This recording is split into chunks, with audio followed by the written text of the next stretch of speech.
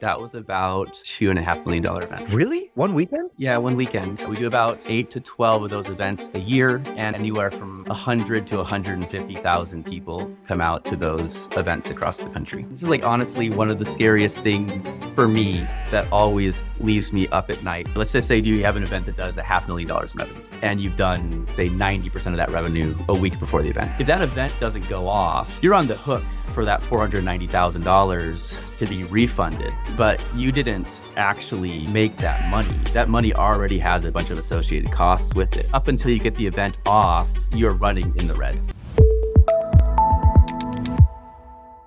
I'm technically a lawyer. I have a law degree, which has been of varying use throughout my life. I thought for about 10 years, I thought it was of no use, but I found it to be of a little use. I feel like the nature of entrepreneurship is there's always you're going to get sued. So having legal backgrounds help with that.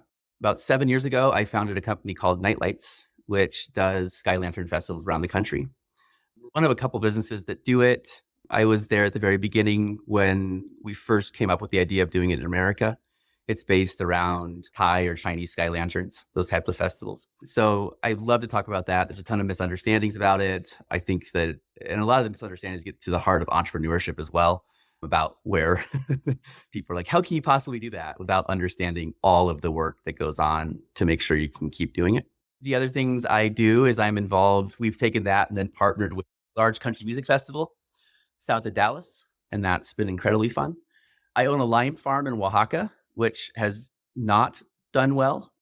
A what farm? Like limes, like the citrus fruit. Yeah. Okay. Yeah, that's been terrible. We've also started a company that I'm incredibly proud of called Great Crowd, which does marketing and ticketing for events similar to my event. So it kind of was an organic extension of what we do, kind of serving the marketing and ticketing needs of mid-size events. So not like a fun run, not like a Taylor Swift concert, but something that kind of sits in between. Can you give me an idea of size and scope of those businesses? Maybe like, hey, total combined, here's top line revenue, and here's the number of employees that we have, number of states we operate in, just something to give me context. Top line revenue is really depending on the year, depending on a variety of factors, is somewhere between $4 and $6 million in revenue. Wow. I mean, it's a massive amount of marketing goes into that, and you continue to have to market. The idea of like events are going to go viral and you're going to sell a bunch of tickets doesn't really exist anymore. And then there's a million other little costs in there. But we do that. We do about, depending on the year, 8 to 12 of those events a year. And we have out anywhere from 100 to 150,000 people come out to those events across the country. So, oh my gosh. So 8 to 12 events a year, those are going to be like 8 different locations, you're saying? Yeah, totally. So we have 8 locations. We have probably, 8 different locations. And then at those locations, we might do multiple events. So we might do multiple weekends, or we might do one in the spring. We might do one in the fall. So we move. Most of the events we do are in May, early June. And then we are in September, October, and early November. Insane. Okay. So then you got the lime farm and yeah. Random. Yeah. In Oaxaca. Yeah. And then tell me a little bit about the country music festival, because that's super interesting. Country music festival is actually incredibly interesting. When we dreamed up Nightlights, we wanted to bring on live artists. We kind of had this idea that we'd have like really cool live musicians. To be completely honest, like the cost was prohibitive for live music. And then also we found very quickly that what we were paying for live musicians wasn't pushing the revenue. So if you get a band someone's heard of, you have to pay $20,000 for it, versus you get a guy who's just, a singer-songwriter at a local bar, we're going to end up selling about the same amount of tickets. Oh, interesting. And so, but we ended up teaming up with a venue that we had done our lantern event there. They were looking to do kind of a country music festival to kick off their week of drag racing. They do nationals for drag racing. And we really felt like partnering Nightlights with them could lead to kind of make the concert stand out. You see country concerts all over the place, but doing a lantern release before the opener or during the headline act, we thought would drive a different crowd out to it. And so we've done that now for 3 years. This year was the first year I think we really felt like things really broke, and it did really well for us. So how many people attended? Can you Yeah. I mean, I can give those numbers. Over the course of the weekend, we had between 25 and 35,000 came out to it. So wow. We did, let's see here. And some of those were multiple, some of those were single day. We did 3 days. We did a Friday night, a Saturday, and then a Sunday. And yeah, it was awesome. Can you give me an idea? Top line revenue, like what in Yeah, one weekend? I can do that one. So that one did about, I mean, this is just the top line revenue of ticket sales. Sure. Involved in all this stuff is always merch and F&B, but that was about a $2 million, $2.5 million event. Really? Yeah. One weekend? Yeah. One weekend. What? That blows my mind, dude. You're saying it's so cool. And like, I couldn't tell if you were not wanting to say it because you thought it was low, or maybe you thought it was high. I don't know. But like, that's one weekend. I mean, I know there's a lot more work than just one weekend that goes into it, but that seems crazy to me. Yeah. And there's economics involved in that kind of stuff. I mean, artist budgets are huge. If you want to throw a concert that's going to have like main names, I mean, stages are a big deal. And then, of course, like the amount of marketing that goes into pushing that. It's crazy because we talk about it all the time, but like events, we say it all the time, like everybody's an e-commerce company now, like literally everyone's e-commerce company because of most of your tickets are sold off of Instagram or Facebook.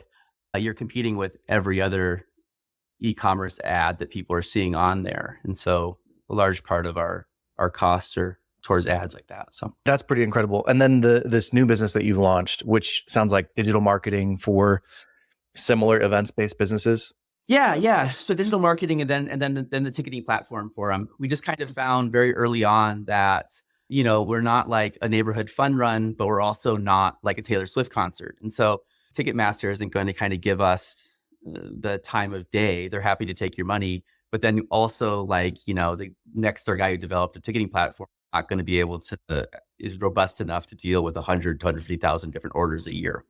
And so what we tried to do was figure out how to cater to events like ours, both with the marketing and the pricing, dynamic pricing strategy, and then across the entire sales cycle and having your ads tied to those, with then the ticketing being the last step. That's smart, man. Yeah. When did you launch that one? We launched that. We soft launched it in 2021. It was right after COVID. And we just ended up doing was taking the money that we were dumping into ticket processing on a third party, hired an engineer, and just had him cobble together a solution for us for Nightlights. We found it to be incredibly useful and then started kind of rolling it out to people that we do business with.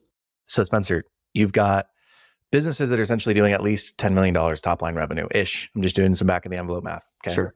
You live in Utah, but you've got an event in Dallas, and you've got at least 12 events for the Nightlights around the country. I don't know where your marketing team is based, but I'm assuming they're not all based locally. But if I'm looking at you as an entrepreneur starting out, I'm like, man, this guy's got an 8-figure business. He's got multiple locations that he's running. He's been doing this for a number of years.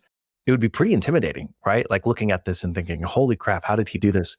Was this your plan 7 years ago when you started this? Or like, what was the thought process behind, hey, I'm a lawyer. Let's get into lighting lanterns on fire and setting them free? Yeah, no, not at all. And honestly, as you describe it that way, it also sounds much, and I think maybe this is the nature of most entrepreneurs, it sounds much bigger than it actually feels most days. All right, now's the part of the show where I feel the most uncomfortable, but my therapist says I need to face my fears. So here we are. I've started a newsletter and I want you to subscribe. And what you're going to get every single week are the aggregated conversations from that week that I have on this podcast with an overview of what their business actually looks like. I'm also going to throw in a review of 1 or 2 businesses that are listed for sale.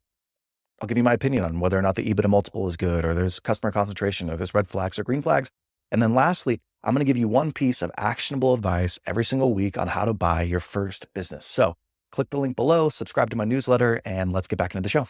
I feel like for me, it's like you solve one problem and then another, and then another, and it just kind of just ends up building into something else. You know, it's like, yeah, so I wasn't planning on any of this. I had a buddy who was big into events, and he was involved in those really long marathon, like the relay. Ragnar. Yeah. He started a company that did mud runs that was incredibly successful around the country. At the same time, I was finishing law school. He had visited us in Thailand. We were living in Thailand, and we lit off like sky lanterns together. And he was like, this would be incredible in America. And I was like, there's no way you can do this in America. We left Thailand, moved to Alaska. and started working there as a lawyer. He was having trouble getting it off. So he tried to do the event in America, but between fire codes and a bunch of different other things, he was having trouble doing it. And he called me and was like, hey, what are you doing? I told him, I was like, I think probably going to, this is real talk, probably kill myself if I keep doing, like, everyone laughs about it, but like honestly, like I've been like years of therapy over it. Like if I keep doing this, it's just not cut out. I'm not cut out for it, and it's not a good fit. And so I helped him get this going, the Sky Lantern thing going really early on. I had to solve a myriad of problems around it, like what happens to the lanterns, picking them up, making sure you're not causing fires. I mean, those are the two big things. Like, are you going to cause fires, and isn't this litter? That's what I was going to ask, is like, first of all, I think it's funny because I lived in Tacoma, Washington, which is not Alaska. I could see practicing law if you don't like law. And both of my brothers are lawyers, so I get it. And you live in like Alaska where seasonal affective disorder is like 9 months out of the year because you don't see the sun. Did he call you because it was your idea? Like because you guys did it together in Thailand? Or did he call you because he's like, hey, you're a lawyer. Could you help me figure out some of this zoning, whatever requirements out? We were kind of buddies, and like they'd come up and visit. Him and his wife would come up and visit. We were kind of like, I don't know if we can stay up here. Like, I'm not doing this well. He's like, I've actually done this. We kind of got it off going. It was based upon what we did in Thailand. He had another company that he wanted to put most of his time into, another event. Okay. And he was like, we just need somebody who seems to have like a skill set around law. At the beginning, events are like 99% just like problem solving. There's just not really anything else behind it. You don't need a specific skill. You just need a willingness to like, I want to make this happen. How does it happen? So walk me through some of the legal stuff. Cause I'm sitting here, I'm like, you light this thing on fire and then you release it. This is me, like ignorant me, right? Yeah. Like right. If you're releasing them in anywhere in the West during the summer, like that's just a wildfire waiting to happen. So it just screams legal liability. Right. It's super cool looking, but obviously it's a thriving business. What were some of the logistics that he was having problems with? Well, they're ongoing as well. I mean, that's what's kind of interesting about it, is it's like, so like, I mean, logistics is like exactly what you said. It's like, hey, you're going to light flaming garbage into the sky and then just like ghosts. But I mean, that's not a sustainable business model at all. Like, right. I mean, it's not like, it's like, you're going to, and it's funny because it's like one of those things we get on Facebook. The feedback's always like, that's what you guys are doing. It's like, well, you can't do that in America. You can't just like light garbage and then take off. And certainly you can't come back to the same town and do it over and over again for like 8 years. So the biggest thing we kind of ran into early on was the fire concern. It's just not a concern for us. They're essentially the fuel cell is like a little tissue packet of wax paper. So it burns from like somewhere between 3 to 5 minutes. It takes about usually a minute and a half, 2 minutes to actually fill up the lantern. So it's actually burning in the air for about a minute and a half, and then it's just physics. It only starts to come down. It starts to come down when it's no longer burning. Yeah. And so like now, and like when I was trying to sell that to people, like initially they're like, cool, that's not true. But now I kind of feel like after we've done 1.5 million of these things, they've never started a fire. It's kind of like, well, that's actually, it's funny. Like I'll go to talk to fire chief still, and I'm like, there's literally no one on earth that knows more about sky lanterns than I do. We just have never started a fire. So that was the first issue, is like fire. You're right about the West. We do work like super closely with fire chiefs, work in places where there's a ton of like, they call it defensible land. So like usually like it's that has like large open fields next to it. If it's in the East, it's a place that is like well vegetated around it. We try to work, and that's why we usually do it in the early spring or fall, is when it's a little wetter. We don't have as much fire. Yeah. And we work incredibly closely with fire marshals. So they'll be like, hey, we're actually comfortable with it, and we give up discretion to them as well. So it's a red flag day. Did you have to get a bunch of liability insurance before you launched this business, or no? So this what's crazy about it is we do have insurance. We've always had insurance. I don't think the insurance rates were much harder than any other large public event. Insurance is like a black box. Anybody who has had to deal with insurance, like, I have no idea. Like, you find out people are insuring the insurance. I mean, it's like, reinsurers and there's reinsurers of reinsurers. Like, I don't even know. Like, that seems insane. And I think it's because we don't do a lot of personal injury stuff. Structure damage, stuff like that just isn't that expensive. Did you have to do a bunch of groundwork, right? Like, anytime that you had, like, where was your first location? Where did you do this first? Yeah, the first location was outside of Spokane. So in Spokane, you're going up to Spokane. Do you have to get permission, or could you just light these off? Like, I have no idea. No one knows. No one knew. Yeah, like no one knew. Like that was the thing, is no one knew. And so it was funny. The place we and no one knew like what the ideal situation for this was, right? Like, can you do it in a city park? The biggest thing was we had to clean them up. Like that's the thing. Like we had to clean lanterns. So it was kind of like, how do you do that? That was kind of the thing that, well, there's two issues. Parking. This is the thing for all public events. Parking, on-site parking is like a deal breaker. It is like, and it is the biggest thing. It's the biggest choke point on venues, whether or not any events-based business, parking. Yeah. Yeah. People, honestly, it's like a huge deal, like parking. Cause like anytime you're doing shuttles, anytime people are having to park in the street, it's a massive pain in the ass. So like on-site parking is like a giant prohibitive factor of the ability to be able to do events, to be 10, 15 times the size of the actual event space to bring things in. So it's where can we park cars for 10,000 people? So you're looking at where can you park 3,000, 3,500 cars? And then where can you pick up these lanterns afterwards? And essentially it's like you need to have pretty open spaces around it.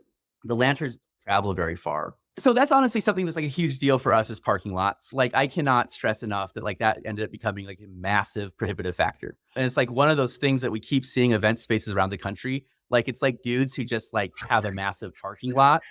I'm serious. Like a giant parking lot, whether it's a big field or whatever, and has fairly easy access. So they're not going to jam up traffic for hours, is a huge deal. And it's also become, if you look at music festivals, EDM festivals, all sorts of things, it's a massively prohibitive thing, because to have people be able to park conveniently is like, that's a huge deal. That's so fun. I would think with events businesses, you're worried about the ambiance, the vibe, who's coming, what does it look like, how does it feel? And you're like, nah, if your parking sucks, like doesn't, like all those other things don't really matter. I mean, they matter, right? But if parking is an issue, then that's the first thing that they're experiencing. So of course they're going to have a bad experience, right? It's the first thing that they see when they're coming.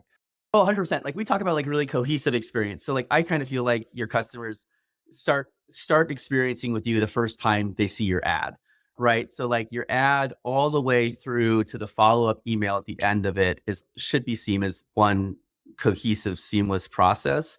And I think you're judged as a company, you're judged as what you're doing from every single one of those moments. And so the way I've always kind of thought about it kind of breaks down into two different things. There's the entire pre-event experience, which is the ad all the way through where the person leaves their house for that day.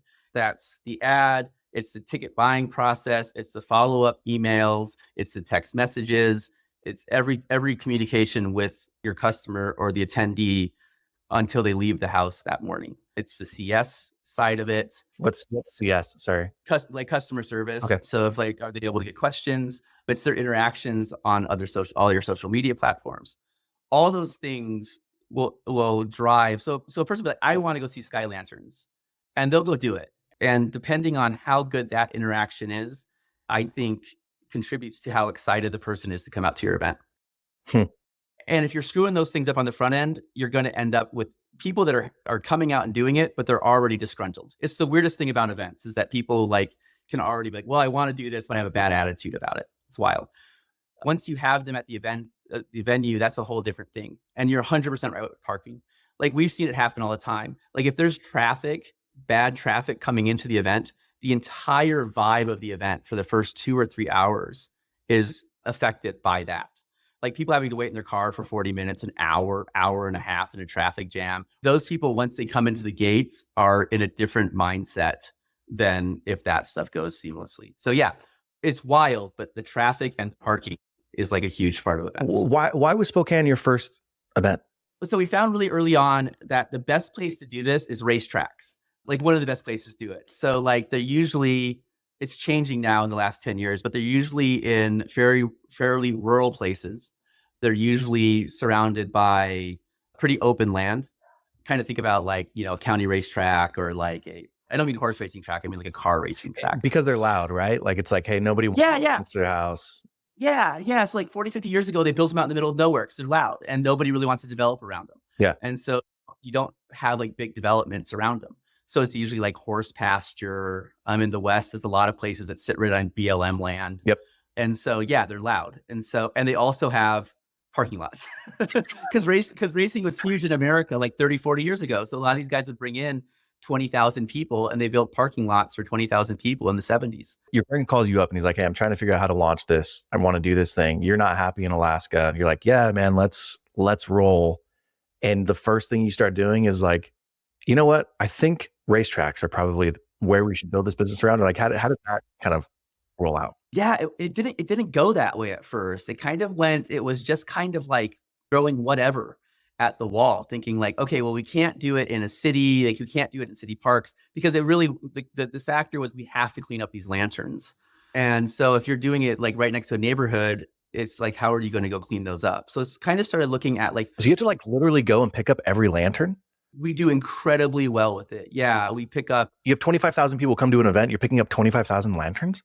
Yeah, we never do. I mean, about 15,000 is about the maximum we can do at an event. Okay. We scaled it down. Pardon me. I'm sorry. 15,000 lanterns? Right.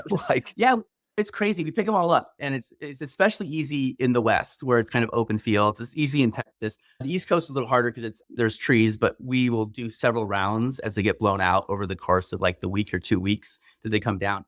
And the first event we did it, I remember they all kind of blew into this field and it just looked like they went forever. And I was like, we're never going to do this. Like we're never going to get these things picked up. The wild thing, and no one believes it, is that with a crew of about 15 people, we can pick up all of the lanterns in about 4 hours, 5 hours. Dude, that's nuts. It's nuts. It's crazy. Are they the same crew, or is it like every city that you go to, you're like, hey, whoever wants to come pick up lanterns with us? Probably don't need a treat, everybody. Yeah, it's not like licensed. Yeah. So like licensed lantern picker up.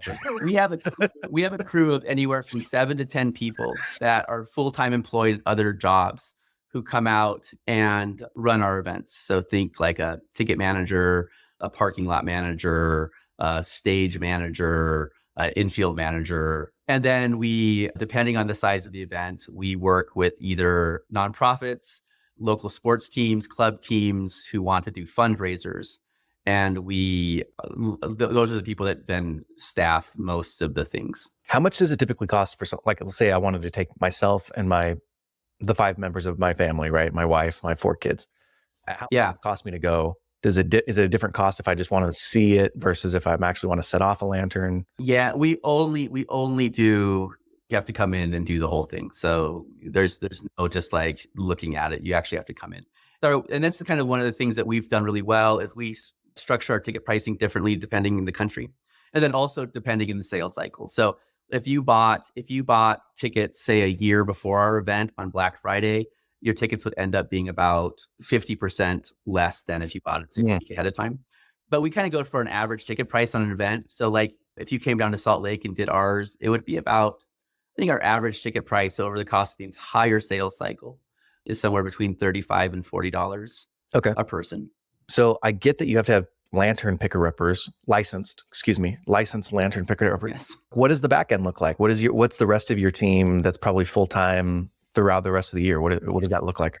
It's real. And I think this is something I'm actually incredibly proud of as an entrepreneur. Like I've kind of said that like, if you're looking to hire people and you're at the beginning of a company, so 0 to 1 or even 1 to 2, I know that's not a real thing, but I feel like it is. If it's like 0 to 1, 1 to 2, and you're looking to hire somebody, it just means you're lazy or you haven't thought enough about doing it yourself. I feel like that's the truest thing in the world to a certain extent. And I think once you've gone through that, like, am I being lazy? No, I actually I can't do this. Or have I not tried to figure it out hard enough myself? And no, I actually have tried to figure it out myself and I can't do it. Then you hire. And most of that stuff ends up just being incredibly specialized stuff, accounting, people that are really good at digital marketing. And so what the team looked like is that I have 2 people that work for me full time that do the logistics. So do what you would consider like a COO logistics. And then we have somebody who does full-time operations. So actually they are the head of the person at the event. I don't step on their toes. I never really have too much. And then we have a third-party marketing firm that does most of our marketing. Are you planning on like bringing that in-house at some point because now you have the marketing company that you just launched, or no? Well, that's him. Oh, So okay. over the Okay, course right. over the course of the year, we became like such good friends, and we were incredibly good client. Like we were like good clients, and then we ended up building this together. So he still has his own marketing company, and now we are doing this more integrated marketing ticketing platform. Can you give me an idea? Let's just say 5 million, because it's an easier number for me to do math on. If you're doing $5 million top line, what do typical net margins, or like what would be your expectation of net margin off of that revenue? Yeah, we'd be really happy. We'd be really happy at 20 to 30%. Oh, okay. Like I'm assuming this is really lumpy. Like if most of your events are happening in spring and fall, you've probably got some dead months in the summer and the winter. Yeah, 100%. So we start selling tickets for our events Black Friday, so for the next year. So we have revenue that's pretty consistent across the entire course of the year. The scary thing about events, and this is like honestly one of the scariest things for me that always like leaves me up at night, is that if you're selling an individual product, like a ticket product, right? Like someone buys that product, you deliver that product. They could have an issue with the product, they could send it or they keep it. But within 30 to 60 days. When you're doing events that are weather dependent, native dependent, a million different COVID dependent, if you sold say 70% of your tickets 3 weeks before the event, you're on the hook for that. Let's just say you have an event that does $500,000 in revenue, and you've done, say, 90% of that revenue a week before the event. So you're sitting at $450,000. If that event doesn't go off, if it's canceled, if it's impossible for it to go off the next year, if the city government says, hey, you actually can't do this anymore, you're on the hook for that $490,000 to be refunded. But you didn't actually make that money. That money already has a bunch of associated costs with it, the marketing behind it, the fees behind it, taxes behind it, things like that. It's incredibly stressful in that way. Up until you get the event off, you're running in the red, if that makes sense. I had read somewhere, and I don't know if this is for conferences specific, but for conferences, it's like 80% of their revenue comes in the like final 2 weeks or something ridiculous like that. Is it the same with your business? Or so, oh yeah. So that's something we've kind of figured out as well. We really wanted to try to sell as many tickets ahead of time. We try to sell almost no tickets day of, probably no tickets week of, to be completely honest, because we already had all of the goods. It's kind of hard to like call an audible, but we've now said it, and this is also incredibly scary. We try to sell 50% of our tickets the last month before the event. We price tickets and then do it in essentially lots all the way through the sales cycle. Say that percentage again. How much before? 1 month before? 50%. We try to hold off 50% of our tickets. Wow. Dude. And so then we push a giant advertising thing. We do wait lists, stuff like that. Yeah, that would give me anxiety. That gave a ton of anxiety the first year we did it. Well, how do you measure demand? Like I'd be sitting there like, okay, we're 50%. All right. I don't even know if people are interested in this. Like, how do you even know that that's going to actually get sold? Well, now we have a better sense of it than we did when we first started doing it a few years ago. Yeah, okay. Yeah. We ended up doing that because we saw that people were buying tickets at a much higher price the week before. The tickets that we were selling were coming in a much higher price. And so the next year we said, let's hold back. And we held back, I think like 30% of our available tickets until the 2 weeks before. And that went well. And then we just kind of started pulling that back because I think the nature of people buying tickets is there's a handful of people that buy tickets 6 months, a year ahead of time. But I think most people are driven by the idea of, I don't know, immediate gratification and scarcity. And the nature of our event, because it's not a $2,000 Taylor Swift purchase, it's sitting in that price point between $30 and $60. People can kind of make a last minute decision of like, hey, I don't know what we're doing next weekend. This looks really fun. We've been seeing ads for it for 8 months. Yeah, cool. I could have bought the ticket for $30 8 months ago. I'm happy to pay it for $55 for it. This is such a cool freaking business. All right. First question, changing gears just a little bit. I think that there's just been a change since COVID. People are really, really passionate about experiences, whether it's traveling or meeting people. Right? You're like cooped up for 2 years and then all of a sudden it's like, all right, let's go meet everybody. So I think that there is a ton of opportunity in this space besides the businesses that you're doing, which sounds like you're doing some really cool things. What do you really like in the experiences space? Is there anything that you're like, oh man, that would be kind of a cool business to have? Or are you done with experiences? Are you like, I'm kind of done with the experiences space. I'd rather do something different. Man, I'll tell you what, weather dependent events are the worst thing on earth. And so dependent on both rain and wind, which is like kind of an issue in a way that like very few events are dependent on, right? Like we can't, if there's wind, and no one ever looks at wind when they think about weather. They're like, it's raining or it's not raining. We're like if it's like more than 5 miles an hour, we can't do it, which for me is like so stressful. So I have almost no desire to do any events that are weather dependent moving forward. What I really have found interesting this last couple of years is I think that there's a giant place for, I think music festivals are something that I'm super interested in. But I also think the model around music festivals is fairly broken. I think what we're doing with Stars of Texas, which is our music festival, is actually incredibly cool. So when you think about music, so I actually am like fairly passionate about this, and we're kind of thinking about like if there's ways to kind of do more of these moving forward. I don't know, like so many events, there was like kind of a sweet spot pre-COVID. It's funny you said COVID. Like there's a sweet spot pre-COVID where you think all of the mud runs, color runs, Yeah. electric runs, these things, they're just not getting as much traction as they used to.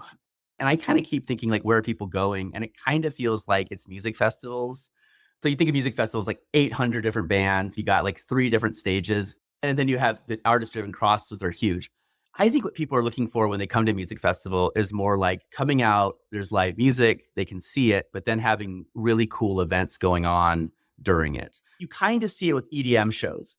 EDM shows have these massive installations. They have all these kind of different things people get involved in. You don't see that too much with like country music or rock music or anything like even like ACL, like Austin City Limits. What we started doing is we do an event that has a barbecue cook-off. It has PBR, Professional Bull Riders Association qualifying event. So we actually have a bull riding ring we set up in the event. We do it at a venue that has drag racing. They host national drag racing. So like in between sets on the main stage, we run drag races, walk over and watch literal drag races. And then during the headliner, we do a lantern release. Interesting. It's almost like you've got like the county fair vibe going on built around music as opposed to like music being brought to the county fair. Yeah, I think so as well. And I think that's kind of what people are looking to. And I think people are more willing to bring their kids out to it. And I think that people are more willing to spend the entire day there. And I think they're also like, will attract people that are like, you know what, I'm cool with seeing Lady A, but Lady A plus bull riding plus a lantern release plus, drag racing, that sounds like an awesome day. I think the kid factor is a big one. Like I would never go, Yeah. I'm not going to go to Burning Man. I'm not going to go to Stagecoach. I'm not going to any of these big festivals. But if you're like, hey, there's this thing in Caldwell, whatever, that's like similar to what you're doing in Dallas, which Caldwell's very close here to Boise. And it was like, oh, like, there's going to be good music there and bull riding and good food and drag race. Like, yeah, I'd probably bring my kids to do that. Right. And have you ever tried like dragging your kids around to like a music festival where there's bouncing from one stage to another stage with bands that no, you can't talk about? Do that. Yeah, no one would do it. Right. And like, that's the kind of the same thing. But I think millennial parents are much more attuned to doing things with their kids. They just are. Totally. Before any generation. And so that was also kind of the thing that I thought was like, this is awesome because it actually is something you can bring your kids to. You don't have to. It goes to anybody else. Like if you just want to sit and drink and watch music, you can. That's a really cool thesis. It's silly, but I really want to do something called the anti-conference. Have you ever been to like an industry or association conference? Yeah. Okay. Yeah. They're the worst. All they are people going and like listening to other people talk to them about how cool they are. And like, I accomplished this and this is what you can do with business. They're so bad. Yeah, they're bad. Right. They're bad. And where do you hang out 99% of the time? You're like in the foyer or the lobby meeting other people. Okay. So I'm like, right. If the goal of going to conferences is just to meet other people anyways, why not have a conference that is specifically geared to facilitating conversations and connections with other people? So I would want to have an anti-conference. You could bring your kids and we'd have, this would be hard with the liability, but full schedule. It's almost like a camp for the kids as well, that they could have like little tracks that they could do. Yeah. When your kids come. And then you as the parent, you go and it's like, all right, we have a pickleball tournament. We have cooking classes. We have improv classes. We have ping pong competitions. Like things that are just like designed to get you interacting with other people, they can be competitive in nature or they can be fun in nature. But like at the end Right. of it is like a little bit of downtime where you can then connect and like, oh man, did you see that shot you did? Oh, it was so cool. Oh, thanks. I've been playing for a little while. Right. And then all of a sudden you're Right. talking about not just your business, but also like you're making interpersonal connections. And then once a day, maybe you have a keynote or somebody really cool come talk to the conference. But I'm like, I think that conference, like I would pay to go to that conference and I think people would really enjoy that. But what you're articulating is, yeah, you don't want the same experience. Like, let's go to the music festival and have music playing at me. Like, I do want to bring my kids with me, or I do want to have other experiences if I'm going to go. Tell me how bad the idea is. No, I think it's great. Like honestly, and like I honestly think like I would want to make it price prohibitive, right? So that you have the people that you actually want to network with. And I think that's something that's really interesting. Like that idea is interesting because I feel like if you're doing things like playing pickleball with somebody, you know, like very quickly, like I want to work with that person. That's a person that I want to keep in my life. That's someone that I'm interested with. Like, I think that like most entrepreneurs are able to quickly figure out who fits their vibe. And for me, that's the most important thing as well, is it's like, hey, am I going to be able to work with this person? And so like to be able to actually do that where the walls are broken down, where it's not like, here are my bottom line, like, you know, all those kind of things. Actually, you're playing pickleball with somebody. Sounds awesome. I have a couple questions left. One of them is going to be what the hardest thing about scaling these businesses was. So that's in the future. But before I do that, where's the best place for people to come and find you? Nightlightsevent.com. Nightlightsevent.com. Okay, cool. You said something earlier when we were talking, when I described your businesses, and you're like, man, yeah, when you say it like that, it sounds a lot more impressive. I had a similar experience a couple of years ago where I was like doing the math and I realized, oh my gosh, my companies did $30 million this year. Like it was just so, not EBITDA, that was top line revenue. And it was just so crazy to me that I would have anything that was approaching that size. I think it's crazy because you just know everything that sucks in your business. Yeah, it's the only thing you dwell on. It's like the only thing you dwell on. And like, it's crazy because like as I started going, I was like, we're making like, you know, like it's funny. I was able to start this. I went to my father-in-law for a loan after being married to my wife for 15 years. And he was like, you know, you've never done anything that I've ever thought was, he's like straight up said it. He's like, I've never done anything that's ever been like very impressive to me. And I was like, wow, thanks, man. Thanks, Gary. Like, his name's actually Gary. Really? But like, yeah. But everybody loves me. But like, and I felt like that was a fair like assessment. I'm like, yeah, it's probably about right. That doesn't go away though. Like that's what's crazy is it's like every single year we did this, but this could all fall apart tomorrow. I think it's two things. I think one thing is, even if your business is doing $10 million or $30 million a year and you haven't had a liquidity event, it's not like you have that money in your bank and you feel like, oh yeah, I built a $30 million company. Right. You're not, you're reinvesting everything back into the business. You're trying to grow, you've made mistakes and wasted money. But then the second point is like, you know, everything that sucks with your business. And you're like, I don't think a $10 million business should have XYZ problems. And that's like your own preconception. That was all like a pretext for this question. What advice would you give yourself 10 years ago? Oh man. Pre-entrepreneurial self, you're thinking about, you know, you're in Alaska and you're like, I hate my job. I want to do something different. If you could go back in time, like what advice would you give yourself? Get started, but then also there's no easy money. Anybody who makes it look like this was easy, you know, and it's kind of the thing I always see in the Twitter, like grindosphere space is like, no, Airbnb your house is hard. Managing rental properties is hard. Everything's hard. It's also, you got to get started, I guess. I think it's like the mindset, right? Like once you get started, the things that seem hard become easy, but there's always something hard. A new hard. That's next. And so it never feels easy because there's always a new hard, I guess. And I think that would be the thing that I would tell myself is like, if you get started, it's never going to be easy, but that's challenging and rewarding at the same time. Chris, my business partner, and I have talked about this recently.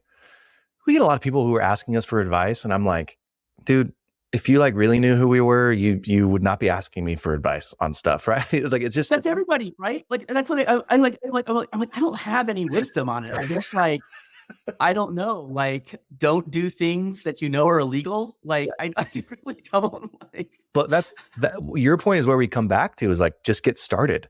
And Chris gets a lot of crap because he posts a lot of like, I don't even know, hustle porn where it's like, oh no, you could do this side hustle, you can do this business. And people give him Right. crap for it because they're like, why are you making this look so easy? Why? Oh, actually, if you did that, you wouldn't be able to do this, this, and this. And Chris's whole thing is like, well, if I told you everything, you'd never get started. My hope is that I inspire you to get started, and that naivete, carries you forward. So like there is a lot of value in just getting started.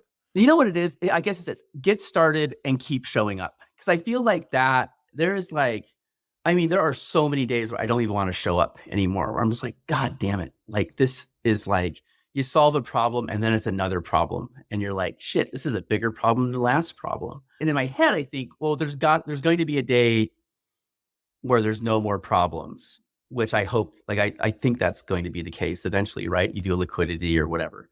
But I think it's like, get started and then just keep showing up. And I think like usually the people that keep showing up end up having really good things happen for them eventually. Is that fair to say? I think that's fair. It is. And what I would say to you as well is when and if you sell, Spencer, or you put in an operator and like you have smooth sailing, I promise you in a month or 2 months, you'll be like, okay, I'm bored. I want some problems. Like I said, getting started in entrepreneurship is solving problems. Like I love solving problems. I don't like when I sold my companies, like I sat there kind of twiddling my thumbs like, all right, what's next? This is boring. And as sucky as it is to say, it's like, I do like fixing things. And I think for your personality as well, you would find that, okay, yeah, I don't have the problems anymore, but I kind of miss figuring it out. Dude, 100%. I tell my wife all the time, I hate working. I hate it. I hate working, but I really love solving problems. And like, I don't really care. And I've like realized this about myself. And it's kind of debilitating as well, because it's like, I don't really care about what I'm doing as long as there's a problem to solve. So it's people are like, like, it's like, I think I could probably go and start like a car repair shop. Yeah. And if it was like, oh, there's interesting problems here to solve, I think it would be as fulfilling as anything else. Sold some businesses. It's been a year and I've like realized I really like helping people. I don't want to like become a coach where you're like paying me 10 grand a month or like, here's my community or here's my course. But at the same time, I have a wife and she's like, hey, are you just dicking around on YouTube all day? Or like, what's going on? Like, yes. Yeah, guilty. But for me, what I realized is like, I'm now getting questions from people and like, you know what, coaching, I am helping you solve a problem. And guess what? I don't have to have the infrastructure of like a massive team. I don't have to have the investment. I don't have to have like all the mental load of growing a big business, but I can have still the same payoff of seeing you be successful or like helping you fix a problem. Right. And so I've really leaned into it and I'm really enjoying it. And I'm trying to get over the like cringy of like, oh, are you just a guru? And like, that's not how I want to come off. And I'm not that I'm even big enough to be a guru, but in any sense of the word, but I'm like trying to get over that because I do find a lot of joy and fulfillment in helping other people.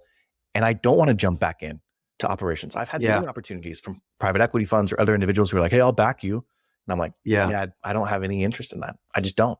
Someday for you, my friend.